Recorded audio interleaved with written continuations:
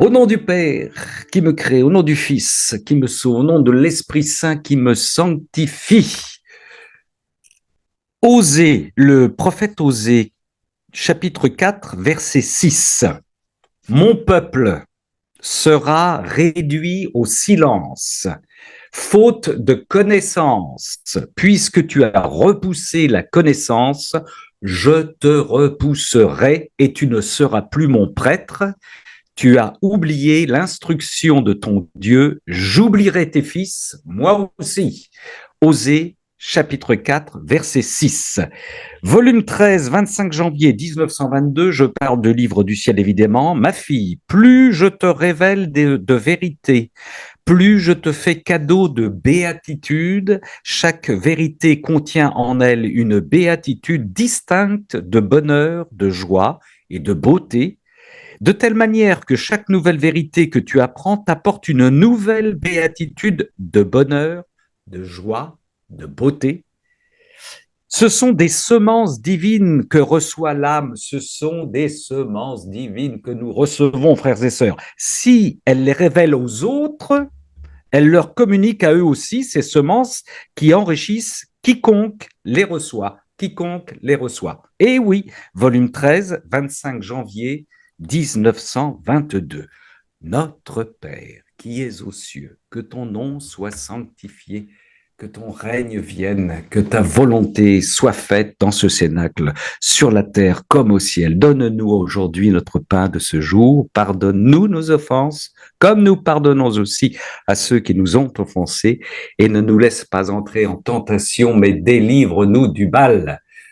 Maman Marie, Vierge Marie, la reine, la princesse, la reine du royaume de la divine volonté qui attend ses sujets. Nous arrivons, réjouis-toi Marie, comblée de grâce. Le Seigneur est avec toi, tu es bénie entre les femmes, et Jésus, le fruit de ton sein, est béni. Sainte Marie, Mère de Dieu, prie pour nous pécheurs, maintenant et à l'heure de notre mort. Amen. Alors, quelques petites choses, sœurs et frères, avant que de commencer à rentrer dans le vif du sujet. Il ne faut pas que je traîne de trop parce que j'ai de l'artillerie. Alors, pour les frères et sœurs, évidemment, qui nous lisent, qui nous reçoivent en différé, j'ai déjà salué ceux qui sont en direct avec nous. Ceux vous êtes de plus en plus nombreux sur Abenfiat. Je vous remontre ceci. Pourquoi? Alors, si vous voulez être sur notre liste de diffusion, si vous voulez être prévenu des informations, des cénacles, j'envoie aussi tous les jours des petits messages de Luisita Picaretta, eh bien, que vous pouvez recevoir tous les jours. Vous me contactez à noonarmor@gmail.com. J'ai une petite explication à vous donner à Noon Armor. Noon Armor, c'est la lettre N en araméen, dans la langue du Christ, et ça veut dire la lettre N comme Nazrien, le Nazaréen. Et figurez-vous que c'était, vous voyez, c'est cette lettre qu'on voit ici, avec le petit point au-dessus, c'est cette lettre que mettaient les terroristes de Daesh à Karakosh, par exemple, en Irak, sur les murs des chrétiens pour soit les chasser, les torturer, les rançonner, les éliminer. Moi, j'ai accueilli pendant 17 mois un couple d'Irakiens et on a créé une association qui s'appelle Noon Armor. Ce signe est devenu le signe de la résistance face au danger, évidemment, de l'islamisme. Voilà. Alors donc, Noon Armor, pour nous rejoindre, vous nous envoyez un petit mot et puis comme ça, vous serez sur notre liste de diffusion. Ça, c'est la première chose. La deuxième chose, l'actualité du livre, sœurs et frères. Une nouvelle parution, la voici, une belle couverture, une belle mise en page. C'est « Je ne veux pas être seul ». Alors, vous l'avez compris, il ne s'agit pas de nous, nous sommes dans la divine volonté, c'est le Seigneur qui parle. Il ne veut pas être seul, c'est sur la prière dans la divine volonté. C'est une conférence de notre frère Salvador Tomasini, c'est puissant, c'est grand, c'est clair, c'est génial. Et c'est donc « Je ne veux pas être seul », retraite donnée par Salvador Tomasini. Ce sont les éditions du ciel. Quand je dis les éditions du ciel, vous les anciens, vous savez de quoi je parle. Il s'agit de disciple-amoureux-missionnaire.com. La tribu d'Uten est derrière. La tribu d'Uten est derrière, bien entendu. que Dieu bénisse celles et ceux qui ont allumé l'incendie de la divine volonté, que Dieu les bénisse. J'ai pris conscience de ça, sœurs et frères, suite au cénacle que ma sœur Chantal et moi-même avons produit sur l'argumentaire dans le livre du ciel. On reçoit de plus en plus de messages. C'est un vrai plaisir, mais du monde entier, c'est extraordinaire. De Californie, d'Afrique, du Québec, de Barcelone, enfin bref, j'en passe et des meilleurs. Ceci pour dire que, et puis alors des frères et des sœurs qui travaillent, qui font des cénacles, qui se réunissent par Internet, etc., etc. Ceci pour dire que on aura beau mettre des talus, creuser des talus pour que la lave de la divine volonté ne passe pas, elle est partie, elle brûle de partout. C'est génial, que Dieu bénisse ceux qui ont allumé l'incendie de la divine volonté. Oh que oui, oh que oui. Et puis dernière chose avant que de commencer, si vous êtes allés à la messe tous les jours, n'est-ce pas, frères et sœurs? Enfin, pour ceux qui pouvaient, bien sûr, si vous avez lu les textes de la liturgie codédienne, vous avez vu qu'il y avait 3 textes au minimum qui se rapportent à notre divine volonté. Vous en souvenez? On a eu l'incontournable classique, Marc 3, 31, 35. Jésus, ta mère et tes frères te cherchent. Qui sont mes frères, qui est ma mère, ceux qui font la volonté de mon Père. Marc 3, 31, 35, c'est en début de semaine. J'espère que vous avez eu une homélie à la hauteur de ce texte. Deuxième texte qu'on a eu, ils auront beau écouter, ils ne comprendront pas. C'était en fin de semaine, ça, Marc 4, 1, 20. Ils auront beau écouter, ils ne comprendront pas. Et puis, on a eu, c'était hier, la conversion de Saint Paul, sœurs et frères. Ça rejoint complètement notre sujet. Paul, pharisien, savant, puissant, soldat. Je ne veux pas recevoir cet homme suspendu à la croix, complètement écorché.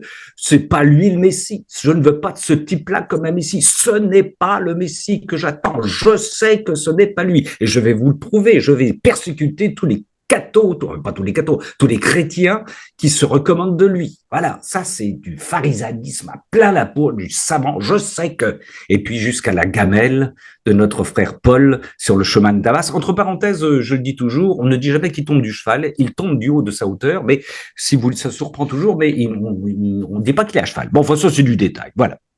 La conversion de Saint Paul. Ça nous amène au sujet d'aujourd'hui qui peut paraître bizarre, étonnant, sur ses frères. Curieuse question, savoir et connaître sont-ils synonymes? Savoir et connaître sont-ils synonymes? Le savoir est-il différent de la connaissance? Le savoir peut-il s'opposer à la connaissance? Comme disait Paul, je sais que ce n'est pas lui. Le savoir peut-il s'opposer à la connaissance? Et quel rapport avec notre foi, avec la divine volonté?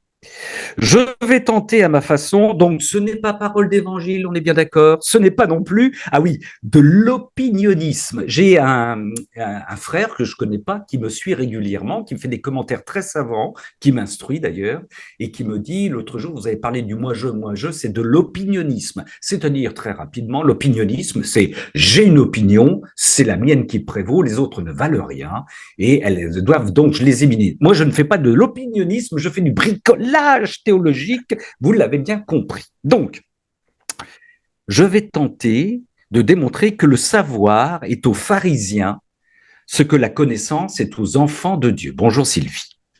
Commençons par le savoir. Pour avoir du savoir, on est d'accord, il faut être un minimum intelligent. D'accord, c'est en effet notre intelligence qui nous permet de prétendre avoir du savoir. Ce que je sais, je le sais. Et en même temps, c'est une forme d'acquis, c'est acquis. Quoi qu'en disent les modes bobos, je sais que moi, Ramon Pérez, je suis un homme et je ne reviens pas là-dessus. Autrement dit, le savoir, l'acquis peut nous renvoyer à du statique, à de l'établi. D'accord? À l'inverse, comme nous l'avons souvent vu dans des cénacles précédents, la connaissance avec son préfixe con c'est avec en espagnol, en latin, et naissance indique que la connaissance que je reçois me fait naître à quelque chose de nouveau. Connaître, c'est naître avec ce que je découvre. Je vais prendre un exemple très très simple pour les esprits fatigués de ce soir. Je reçois une enveloppe et je sais que c'est ma banque qui me l'envoie. Je sais, puisque le logo de la banque est sur l'enveloppe. Et je sais que c'est le relevé de mon compte bancaire du mois passé parce que nous sommes au début du mois suivant. Je sais. Par contre, je ne connais pas le montant de ce relevé et la connaissance de ce montant va faire naître chez moi ce type de réflexion. Merde, je suis à découvert. Ou bien, génial, j'ai de la réserve. Ou encore, toujours sur la corde raide, il faut vraiment que j'aille à la prochaine manif. Bref, la connaissance nouvelle de mon montant m'anime, me fait réagir. D'accord? Dernière chose, avec mon enveloppe, je peux dire avant que de l'ouvrir, je sais que je suis à découvert. L'ouvrir et constater que j'ai raison ou que j'ai tort, ou que j'ai tort. Autrement dit, mon savoir peut effectivement s'opposer à la connaissance qui suit mon prétendu savoir. Quel rapport avec les pharisiens et Jésus, Jesus? Les pharisiens, les docteurs de la loi savent qu'un Messie doit venir. Ils le savent tellement qu'ils l'attendent. Mais quand Jésus vient, ils ne le reconnaissent pas, car leur savoir établi affirme que Jésus n'est pas le Messie. Leur savoir leur interdit de connaître. À l'inverse, des femmes, des hommes font connaissance avec Jésus en le suivant, l'écoutant, l'observant, discutant, et cette connaissance progressive bouleverse pour beaucoup leur vie, au point que des pêcheurs professionnels quittent leur filet pour le suivre et qu'une fameuse prostituée cesse son commerce pour en tomber complètement amoureuse et l'accompagner jusqu'au pied de la croix.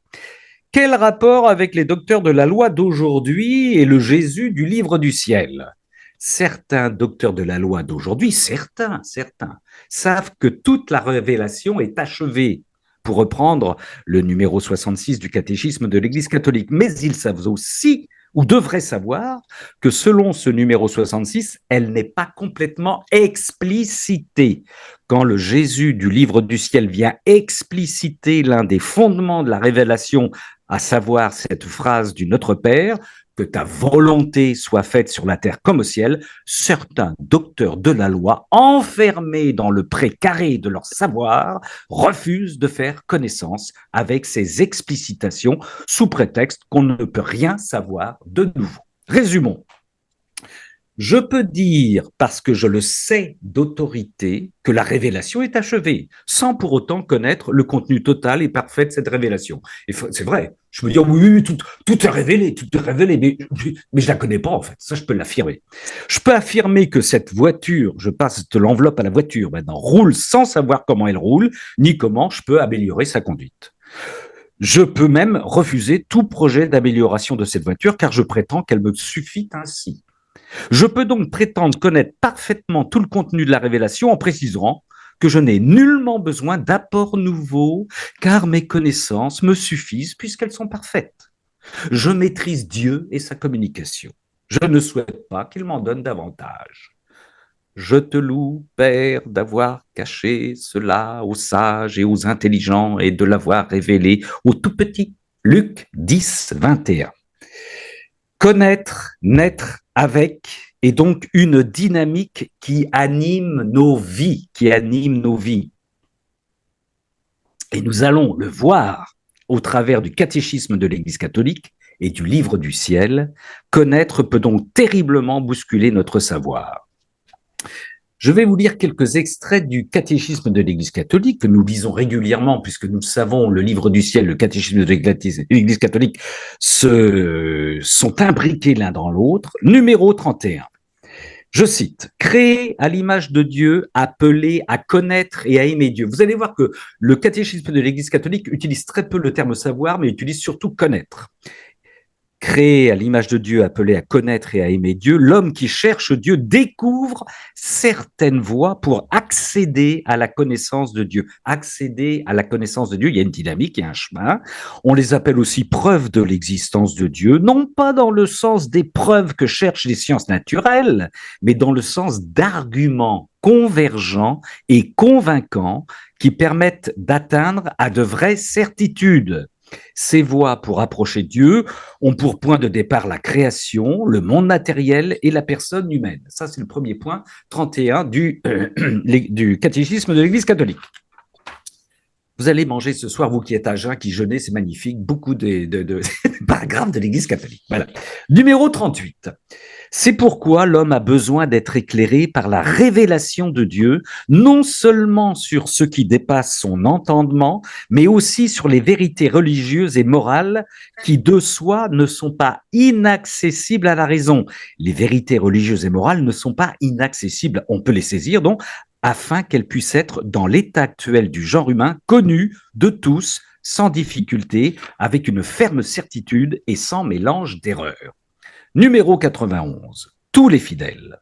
Écoutez ça, tous les fidèles ont part à la compréhension et à la transmission de la vérité révélée. Ils ont reçu l'onction de l'Esprit Saint qui les instruit et les conduit vers la vérité tout entière. Je ne vais pas commencer à commenter parce que ça me brûle les lèvres, mais toutes les sœurs et les frères qui n'ont aucun bagage de théologie, qui se lancent à prêcher le livre du ciel et qui ont des arguments extraordinaires, et oui, ils sont habités par l'onction de l'Esprit Saint qui les instruit, mais bien sûr. 94. Grâce à l'assistance du Saint-Esprit, l'intelligence tant des réalités que des paroles de l'héritage de la foi peut croître dans la vie de l'Église, croissance dans la vie de l'Église. Par la contemplation et l'étude des croyants qui les méditent en leur cœur, c'est en particulier la recherche théologique qui approfondit la connaissance de la vérité révélée. Notre bricolage théologique, modestement, y participe. 158, numéro 158. La foi cherche à comprendre. Et comprendre, c'est prendre avec soi. Comprender, c'est pareil, hein, c'est prendre avec soi. Il est inhérent à la foi que le croyant désire mieux connaître celui en qui il a mis sa foi et mieux comprendre ce qu'il a révélé. Donc, on ne saisit pas toujours tout, soyons clairs. Une connaissance plus pénétrante appellera à son tour une foi plus grande. Ça, c'est important, ça. Hein. De plus en plus embrasé d'amour, c'est ce qui nous arrive tous dans la divine volonté, la grâce de la foi ouvre les yeux du cœur, Éphésiens 1,18, pour une intelligence vive des contenus de la révélation, c'est-à-dire de l'ensemble du dessein de Dieu et des mystères de la foi, de leur lien entre eux et avec le Christ, centre du mystère révélé. Or, ce numéro 158 poursuit, pour rendre toujours plus profonde l'intelligence de la révélation, l'Esprit Saint ne cesse par ses dons de rendre la foi plus parfaite. Ainsi, selon l'adage de saint Augustin, je crois pour comprendre et je comprends pour mieux croire. Je crois pour comprendre et je comprends pour mieux croire. Dynamique qui vient pulvériser le je sais. Numéro 216. La vérité de Dieu et sa sagesse qui commandent tout l'ordre de la création et du gouvernement du monde. Dieu qui seul a créé le ciel et la terre, psaume 115, peut seul donner la connaissance véritable de toute chose créée dans sa relation à lui. Dieu seul peut nous donner la connaissance. 217. Dieu est vrai quand il se révèle. L'enseignement qui vient de Dieu est une doctrine de vérité. Quand il enverra son Fils dans le monde, ce sera pour rendre témoignage à la vérité. Nous, ça c'est Jean 18, 37, bien sûr. Nous savons que le Fils de Dieu est venu et qu'il nous a donné l'intelligence afin que nous connaissions le véritable avec un V majuscule. 1 Jean 5, 20. Alors ça, c'est encore une phrase 1. Il nous a donné l'intelligence afin que nous connaissions le Christ, le véritable. 387. La réalité du péché, et plus particulièrement du péché des origines, ne s'éclaire qu'à la lumière de la révélation divine. Sans la connaissance, encore une fois, qu'elle nous donne de Dieu, on ne peut clairement reconnaître le péché et on est tenté de l'expliquer uniquement comme un défaut de croissance, comme une faiblesse psychologique, une erreur, la conséquence nécessaire d'une structure sociale inadéquate, etc., etc. C'est seulement dans la connaissance du dessein de Dieu, poursuit le catéchisme de l'Église catholique, sur l'homme, on en avait parlé dans le dernier cénacle, que l'on comprend que le péché est un abus de liberté que Dieu donne aux personnes créées pour qu'elles puissent l'aimer et s'aimer mutuellement. Le péché se comprend dans la foi et dans la compréhension de la révélation, bien entendu. Numéro 428, c'est l'avant-avant-dernier, pour ceux qui sont déjà épuisés. Celui qui est appelé à enseigner le Christ doit donc d'abord chercher ce gain suréminent qu'est la connaissance du Christ. doit donc d'abord chercher ce gain suréminent qu'est la connaissance du Christ. Il faut, poursuit ce paragraphe, accepter de tout perdre afin de gagner le Christ et d'être trouvé en lui. Tiens, tiens, tiens. Et de le connaître. Encore une fois, lui, avec la puissance de sa résurrection et la communion à ses souffrances, lui devenir conforme dans la mort afin de parvenir, si possible, à ressusciter d'entre les morts. Ça, c'est le numéro 428. Avant-dernier 683, nul ne peut appeler Jésus Seigneur sinon dans l'Esprit Saint. 1 Corinthiens 12, 3. Dieu a envoyé dans nos cœurs l'esprit de son Fils qui crie « Abba, Père ». Abba, Père. On l'a dit et répété dans différents cénacles, la raison de l'incarnation de notre Seigneur, c'est d'abord et avant tout glorifier le Père. Alors, le paragraphe poursuit. Cette connaissance de foi n'est possible que dans l'Esprit Saint. Pour être en contact avec le Christ, il faut d'abord avoir été touché par l'Esprit Saint. Si lui qui vient au-devant de nous et suscite en nous la foi. De par notre baptême, premier sacrement de la foi, la vie qui a source dans le Père et nous est offerte dans le Fils, nous est communiquée intimement et personnellement par l'Esprit Saint dans l'Église. Le baptême nous accorde la grâce de la nouvelle naissance en Dieu, le Père, par le moyen de son Fils dans l'Esprit Saint. Car ceux, et c'est le paragraphe qui poursuit, car ceux qui portent l'Esprit de Dieu sont conduits au Verbe, c'est-à-dire au Fils. Mais le Fils les présente au Père et le Père leur procure l'incorruptibilité. Donc, sans l'Esprit, il n'est pas possible de voir le Fils de Dieu et sans le Fils, personne ne peut approcher du Père car la connaissance du Père, c'est le Fils et la connaissance du Fils de Dieu se fait par l'Esprit Saint. Ça, c'est du costaud aussi, 683. Dernier paragraphe. Vous voyez que la connaissance, cette dynamique, elle est toujours omniprésente dans tous les paragraphes du catéchisme de l'Église catholique. Dernier paragraphe de l'Église du catéchisme que je vous lis ce soir, il y en a bien d'autres, bien entendu. Le motif de la mission, c'est de l'amour de Dieu pour tous les hommes que l'Église a de tout temps tiré l'obligation et la force de son élan missionnaire. Car l'amour du Christ nous presse. Car l'amour du Christ nous presse. C'est quelque chose que nous expérimentons tous et tous dans la divine volonté. En effet, Dieu veut que tous les hommes soient sauvés et parviennent à la connaissance de la vérité. Et parviennent à la connaissance de la vérité. 1 Timothée 2,4. Dieu veut le salut de tous par la connaissance de la vérité, poursuit le catéchisme de l'Église catholique. Le salut se trouve dans la vérité. Ceux qui obéissent à la motion de l'esprit de vérité sont déjà sur le chemin du salut. Mais l'Église à qui cette vérité a été confiée doit aller à la rencontre de leurs désirs pour la leur apporter. C'est parce qu'elle croit au dessein universel de salut qu'elle doit être missionnaire. Nous devons être missionnaires. Et d'ailleurs, nous le savons, sœurs et frères, portés dans la divine volonté, on ne peut pas garder ça pour nous, c'est impossible. Voilà maintenant pour... Oui, c'était Osée 4-6, Aquila.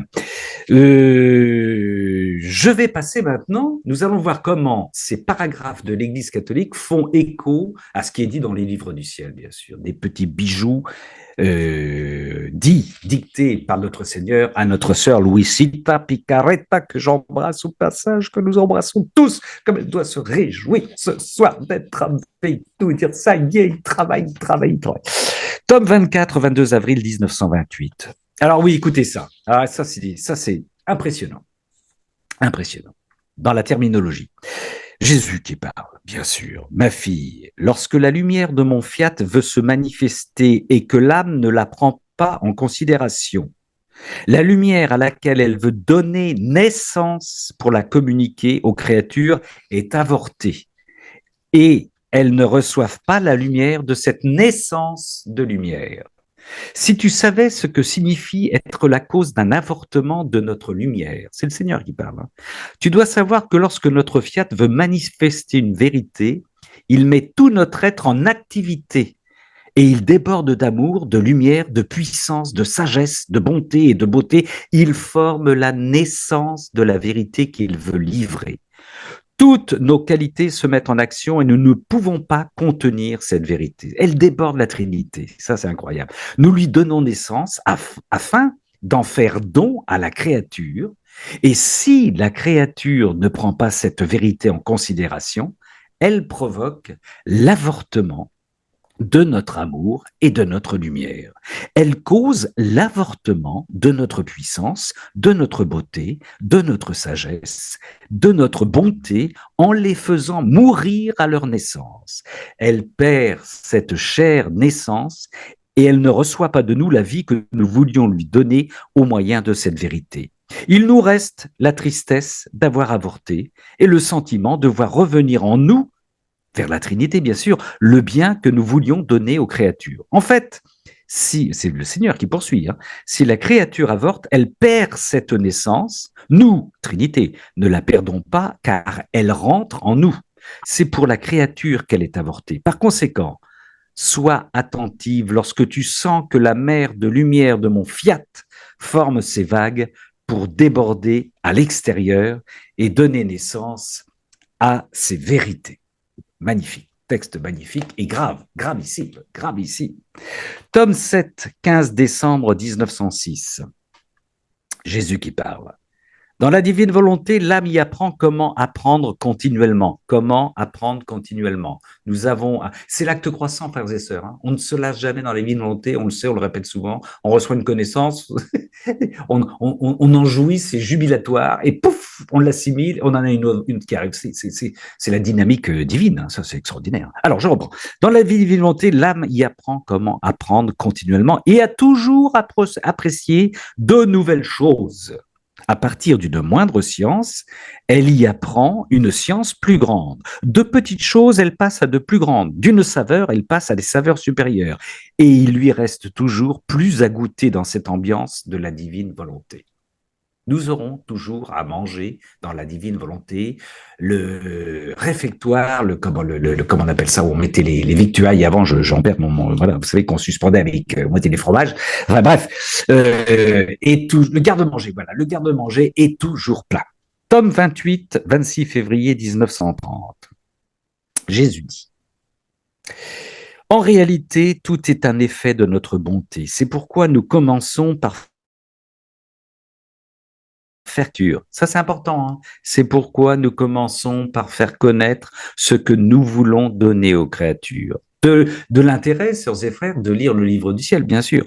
On peut dire pas que de l'urgence, c'est pas que de l'intérêt, de la nécessité. Si vous voulons recevoir les vérités révélées dans le livre du ciel, il faut les connaître. Il faut donc lire le livre du ciel ou écouter les audios pour ceux qui ne peuvent pas lire. On peut dire, poursuit le Seigneur, que nous lui envoyons de la correspondance, des lettres d'amour.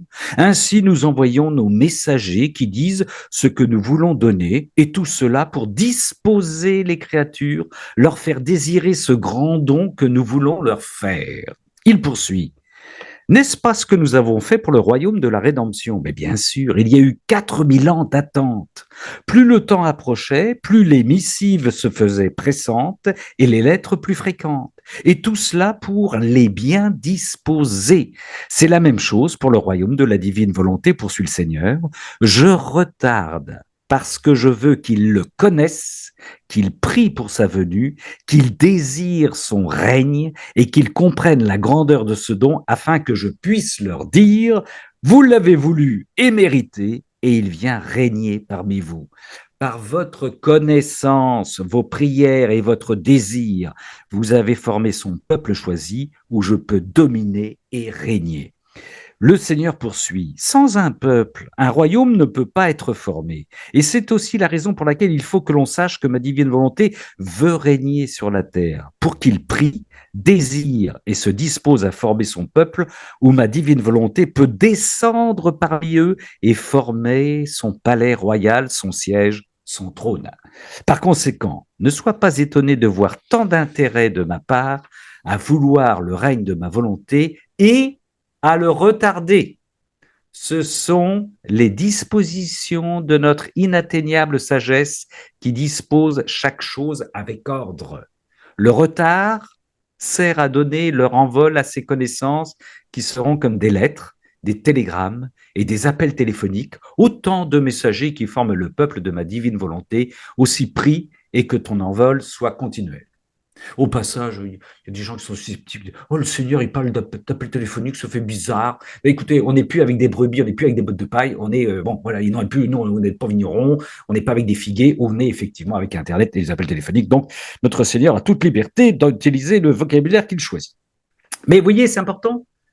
Ne soyons pas trop pressés, respectons le temps de Dieu. Il nous avance déjà qu'il y a du retard parce qu'il faut disposer chaque chose. Nous ne sommes pas prêts. Alors nous sommes prêts à recevoir les connaissances, mais le monde, le peuple, l'Église, actuellement, clairement, n'est pas encore prête à vivre de la divine volonté.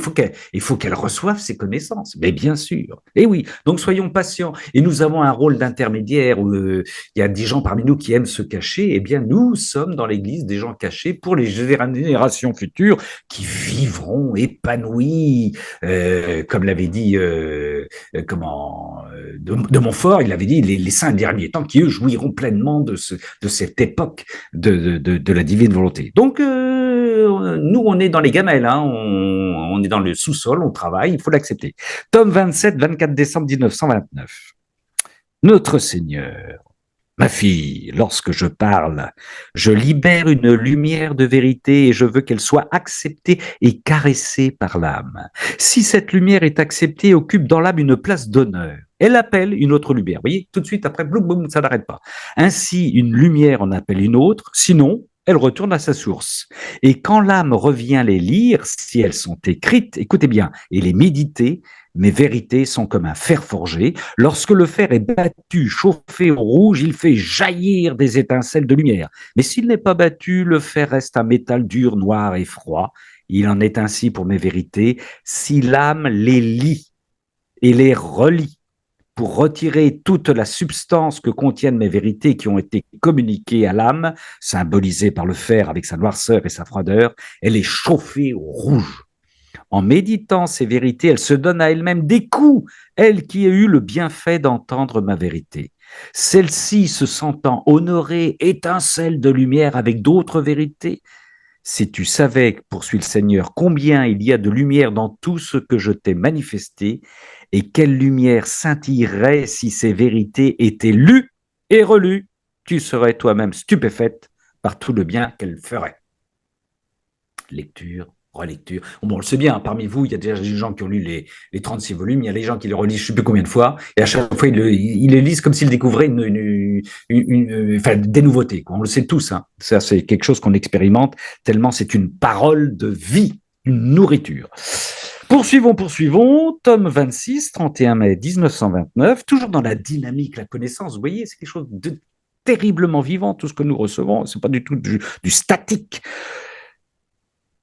Notre Seigneur, je ressentais le besoin de faire pour toi un épanchement d'amour et de te dire, je veux donner ce que l'homme a rejeté. Je veux que ma volonté règne sur la terre. Et pour qu'elle puisse venir régner, je devais te la faire connaître. D'où la nécessité de te manifester sur elle tant de connaissances. Ainsi, même si tes sacrifices d'écriture n'apportent ni bien ni utilité, parce que des fois notre Louisita râlait, ce qui ne sera pas le cas, ils étaient nécessaires à mon amour. Et ils ont servi à former mon épanchement et à me libérer des flammes qui me dévoraient. Ainsi, poursuit-il, chaque connaissance sur mon divin fiat était un épanchement d'amour continuel que je faisais pour toi. La connaissance, c'est un épanchement d'amour. C'est pas simplement du tripotage intellectuel. Vous voyez ce que je veux dire, hein. C'est un épanchement d'amour. C'est un cadeau. Un épanchement d'amour continuel que je faisais pour toi, c'était une création nouvelle que je produisais. C'était comme rattacher la divine volonté à l'humaine afin de la réordonner selon l'ordre créé par nous. On revient toujours aux origines. C'était la vie qui sortait de moi, substance et partie essentielle pour pouvoir former le royaume de la divine volonté sur la terre. Entre nous, sœurs, frères et sœurs, plus nous goûtons au livre du ciel, plus le ciel instaure, travaille, bricole, établit son royaume en chacune de nous. C'est extraordinaire. Rappelez-vous, nous sommes le paradis de Dieu. Nous sommes l'âme et le paradis de Dieu, l'Éden de Dieu. Notre âme est vaste, vaste, vaste. Pour le moment, elle est vide, hein, mais il travaille dedans. Tome 13, 13 octobre 1921. Ma fille, chaque fois que je te parle, comme il nous parle ce soir à chacun et à chacune, je veux ouvrir une petite fontaine dans ton cœur. Pour tous, mes paroles veulent être des fontaines jaillissant en vie éternelle. Mais pour que se forment ces fontaines dans nos cœurs, tu dois faire ta part, c'est-à-dire bien mastiquer mes paroles, pour les avaler et ouvrir la fontaine en toi. En pensant constamment aux paroles que je te dis, tu les mastiques. En les répétant à ceux qui ont autorité sur toi, sur le curé, et en étant assuré que ces paroles sont de moi, les dévores et ouvres la fontaine en toi. Quand ce sera nécessaire, tu l'abreuveras par grande lampée à la fontaine de ma vérité. En écrivant les mots que je te donne, tu ouvres des canaux qui serviront à tous ceux qui voudront se rafraîchir pour ne pas mourir de soif. C'est ce que nous faisons ce soir. Nous sommes en train de boire à la source de la divine volonté. Dernier paragraphe, sœurs et frères. C'est le tome 26, 7 août 1929. Ma fille, les principaux moyens pour que mon divin fiat règne sur la terre sont les connaissances. Bon, excusez-moi, je reprends la phrase. Ma fille, les principaux moyens pour que mon divin fiat règne sur la terre sont les connaissances. Les connaissances formeront les voies, disposeront la terre à recevoir le royaume, elles formeront les cités, pas une cité, les cités. Elles serviront de télégraphe, de téléphone, de service postal, de trompette pour communiquer de ville en ville, de créature à créature, de nation à nation, la nouvelle, les importantes connaissances sur ma divine volonté. Ça va se passer, ça va se passer. C'est un décret divin, ça va se passer. Et oui. Et les connaissances sur ma volonté mettront dans les cœurs l'espérance, le désir de recevoir un bien si grand. Il n'y a pas à sortir de ceci. Un bien ne peut pas être désiré ni reçu s'il n'est pas connu. Alors ça, c'est important, je reprends. Un bien ne peut pas être désiré ni reçu s'il n'est pas connu. Et s'il était reçu sans être connu, ce serait comme s'il n'avait pas été. Et s'il était reçu sans être connu, ce serait comme s'il n'avait pas été. Ben oui, parce que je ne connais pas ce que je reçois, je ne peux pas l'analyser, je ne peux pas en profiter. Par conséquent, poursuit et conclut le Seigneur, les fondations de l'espérance, la certitude du royaume de ma divine volonté seront formées par les connaissances sur ma volonté. Je récapitule depuis le début. Par conséquent, les fondations, l'espérance, la certitude du royaume de ma divine volonté seront formées par les connaissances sur ma volonté. Point final des lectures de ce soir. Et je termine par ce Colossiens 1:9, Saint Paul, plaisir. Nous demandons à Dieu que vous ayez pleine connaissance de sa volonté. Nous demandons à Dieu que vous ayez pleine connaissance de sa volonté. Rappelez-vous ce Saint Paul, pharisien, je ne veux pas de ce Messie qui a cette kénose horrible, accroché sur un bois de la croix, je n'en veux pas, je ne veux pas. Je sais que ce n'est pas lui, je vais persécuter ces Et voilà, boum, boum, boum, boum. Alors, en résumé, je ne dis pas que le savoir est à éliminer, mais je dis qu'avec le savoir, on reste sur le bord de la route, on risque de rester sur le bord de la route. La connaissance nous met en mouvement sur la route du savoir. J'ai trouvé cette formule intéressante. Vous avez intérêt de dire qu'elle est intéressante parce qu'elle vient du Seigneur. Alors, la connaissance nous met, voilà, j'ai le droit de dire que je sais des choses, bien sûr que je sais des choses. Je sais que le livre du ciel est important, mais encore faut-il que je connaisse ce qu'il y a dans le livre du ciel. Et c'est pour ça aussi, frères et sœurs, c'est important, c'est-à-dire que je prends un exemple, je peux lire, et je lis, vous lisez, nous participons aux 24 heures de la Passion, chacun à sa manière. Mais je vais enrichir les 24 heures de la Passion que je dis peut-être tous les jours, dont je lis, je vis 1 heure tous les jours, en étant enrichi par les lectures que je fais dans le livre du ciel aussi. C'est-à-dire que si j'arrête, voyez, de lire le livre du ciel, je vais rester au stade de connaissance où j'en serai à ce moment-là. Plus je vais le lire, plus je vais évidemment rejoindre le Seigneur dans la connaissance et dans l'amour. C'est important. Donc, mon savoir doit être alimenté par les connaissances que je vais aller puiser, bien entendu, dans le livre du ciel. Voilà. Connaissance et savoir ne s'opposent pas, non. Sauf si je me contente du savoir et si je fais de mon savoir un absolu, bien entendu. Voilà, sœurs et frères. Alors, je signale à nos frères qui nous regardent en différé que nous allons nous séparer. Je vous rappelle simplement que si vous voulez nous rejoindre, eh bien, vous avez le droit de nous rejoindre. Parce que oui, nous, après, nous allons poursuivre, nous allons échanger entre nous, mais pour ça, ça se fait de temps en temps en cénacle et en direct. Alors, pour nous rejoindre, si vous avez envie de nous rejoindre pour avoir des informations, je vous rappelle l'adresse noonarmor@gmail.com, noonarmor@gmail.com. Je crois que vous le voyez. Et puis, avant que nous nous séparions, eh bien, je vous remercie pour votre fidélité, le fait que vous soyez en train d'allumer des incendies partout où vous êtes, les incendies de la divine volonté. Soyez bénis, soyez abondamment bénis. À bientôt. Ah oui, oui, oui, oui, oui. Et la semaine prochaine, avec notre sœur Chantal, quand même, sachez-le, en direct, nous aborderons, elle abordera, je sens que je vais être un petit peu planqué en repos derrière. Le sujet suivant, c'est Chantal qui l'a choisi et qui le travaille actuellement, la transformation de notre être pour tout faire avec le Seigneur. La transformation de notre être pour tout faire avec le Seigneur. Ce sera pour the next time. El próximo día, viernes. Alors, ce sera le 2 février. Soyez bénis.